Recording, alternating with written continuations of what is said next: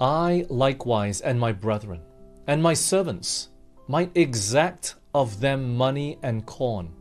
I pray you, let us leave off this usury, this tax, this interest that they're asking from the poor. Restore, I pray you, to them, even this day, their lands, their vineyards, their olive yards, and their houses, also the 100th part of the money and of the corn, the wine and the oil, that ye exact of them. You know what Nehemiah does? He points to his own example, where he himself, he was invested with the authority of the king, the Persian king, and he was brought there on this mission, in a sense, that the king approved of Nehemiah, and he could have demanded corn and money and other benefits for himself, for his own personal benefit, because he was coming on behalf of the king.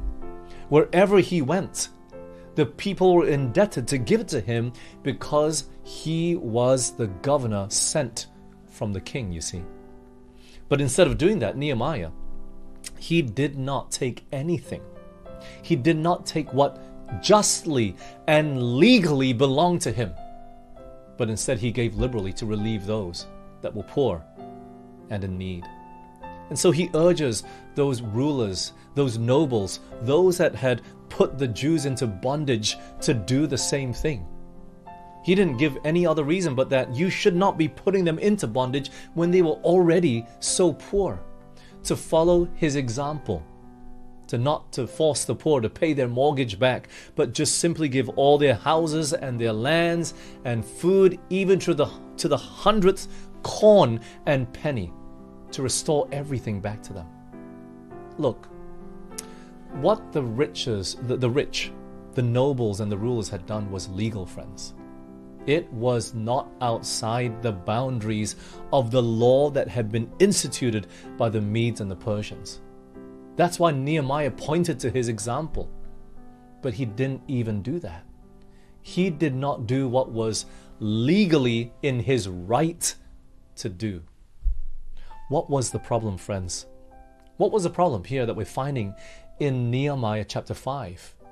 It's the love of money and the love of gain.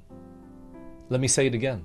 It was the love of money and the love of gain. And the only way to make it right was to restore everything back to the poor that they had taken. Friends, was it fair to the nobles and the rulers?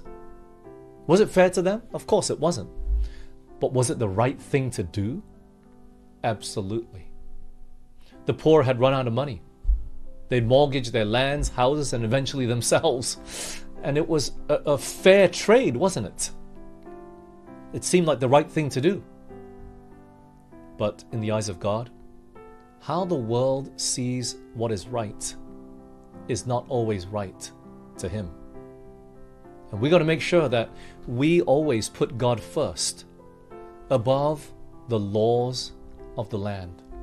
I'm not asking you to be a rebel, not asking you to go into rebellion. But friends, we got to make sure we do that which is righteous. Are you with me?